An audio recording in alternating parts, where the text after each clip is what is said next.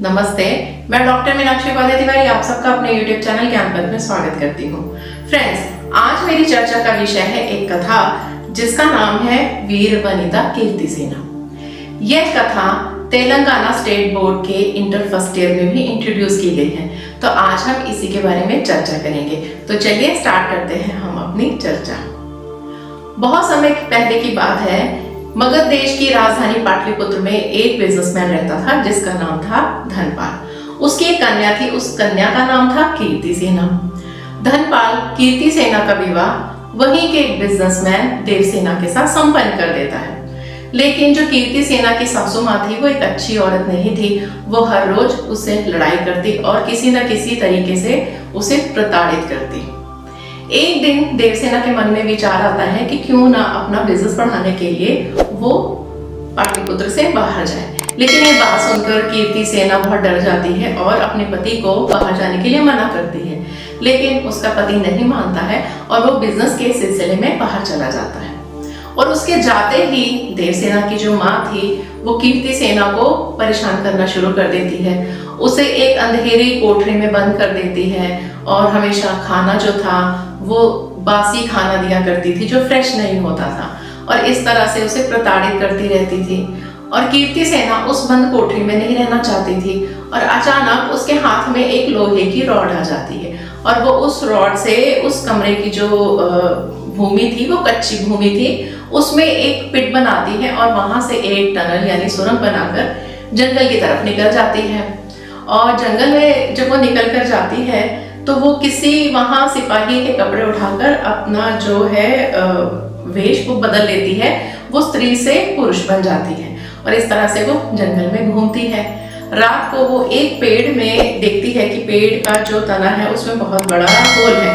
वो उसमें सोने के लिए चली जाती है और वहां से पता चलता है कि वहां एक राक्षसी रहती है, फीमेल डीमन रहती है, और उसके बच्चे रो रहे थे और अपनी माँ से खाने के लिए बोल रहे थे। और वो जो थी लेडी डीमन राक्षसी थी, वो अपने बच्चों से कहती है कि तुम चिंता नहीं करो, अभी तुम थोड़ा वेट करो, हमें कुछ दिनों के बाद बहुत सारा खाना मिलेगा। तो बच्चे पूछते हैं कि कहाँ से आएगा खाना।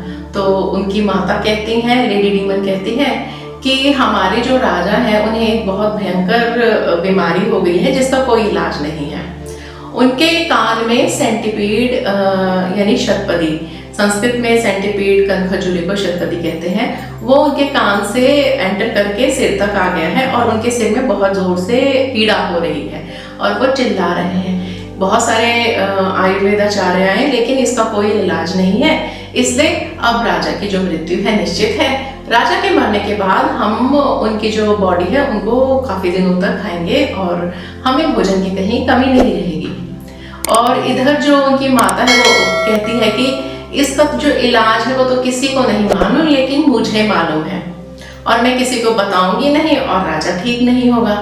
वो बातों बातों में अपने बच्चों से बताती है कि इस जो डिजीज का जो इलाज है वो एक ही इलाज है कि कहीं से जो बैम्बू की ट्यूब होती है, मतलब जो बांस काट कर जिस व्यक्ति के कान से सेंटीपीड चला जाता है सिर में, उसके कान में उस ट्यूब को लगाया जाए और उस ट्यूब के नीचे एक मिट्टी का बर्तन रख दिया जाए और उस व्यक्ति के सिर में घी की धीरे धीरे मसाज की जाए। उसके बाद गर्म पानी और ठंडे पानी की भी मसाज की जाए और थोड़ा सा सिर टेढ़ा कर दिया जाए और एक व्यक्ति दूसरे कान से थोड़ा सा जो है ना एयर ब्लो करे, यानी कि जैसे फूंक मारते हैं उस तरह से उसको फूंक मारेंगे तो वो जो सिर पर गया हुआ सेंटीपीड होगा वो उसी रास्ते से उस ट्यूब से निकलकर उस मिट्टी के बर्तन में गिर जाएगा। देखो बच्चों, मुझे तो इलाज भी मालूम है लेकिन मैं किसी को बताऊंगी नहीं। इधर कीर्तिसेना सब सुन रही थी, अब उसको इलाज भी मिल गया था। अब वो वहां से निकलती है और किसी आयुर्वेदाचार्य के वस्त्र चुराकर खुद को एक आचार्य के रूप में जाती है और वहां महल में पहुंचती है और कहती है कि मुझे इस जो राजा की बीमारी है इसका इलाज मालूम है, मैं अवश्य ही राजा को ठीक कर दूंगी। और उसको सभी सिपाही ले जाते हैं राजा के पास और वही बताया हुआ जो लेडी डीमन थी, राक्षसी थी, उसका बताया हुआ जो ट्रीटमेंट था, जो कीर्ति सेना है वही अप्लाई करती है राजा के ऊपर, और जो सेंटीपीड था वो उसी रास्ते से बाहर आ जाता है, कान से ट्यूब के जरिए बाहर आ जाता है और राजा स्वस्थ हो जाते हैं। अब राजा खुश हो जाते हैं, वो उन्हें अपनी बहन बना के रखते हैं और ये इस बात का पता पूरे जगह फैल जाती है ये बात, और उनके पति देवसेना को भी पता लगती है, कीर्ति सेना के पति वहीं आ जाते हैं और राजा प्रसन्न होकर उनको अपना आधा राज्य भी दे देते हैं। सो फ्रेंड्स, ये जो कथा थी ये हमारी पाठ्य पुस्तक से ली गई थी और इसका वर्णन मैंने आपको पहले ही कर दिया है। अगर आपके आसपास भी कोई ऐसी कोई प्रॉब्लम दिखे तो आप ट्राई कर सकते हैं। मैंने अपने स्टूडेंट्स को ये कथा बताई तो वो भी अचंभित रह गए कि ऐसा भी ट्रीटमेंट होता है। जब मैंने ये कथा उनको पढ़कर सुना रही थी तो मैं भी अचंभित रह गई कि अच्छा ऐसा भी कोई ट्रीटमेंट होता है, हमें इसके बारे में पता नहीं था। लेकिन पाठ्य पुस्तक में ये जो कथा के जरिए ट्रीटमेंट बताए जाते हैं यही हमारी संस्कृति की पहचान है। हम फिर मिलेंगे अगले वीडियो में अगले टॉपिक के साथ। जय श्री कृष्ण।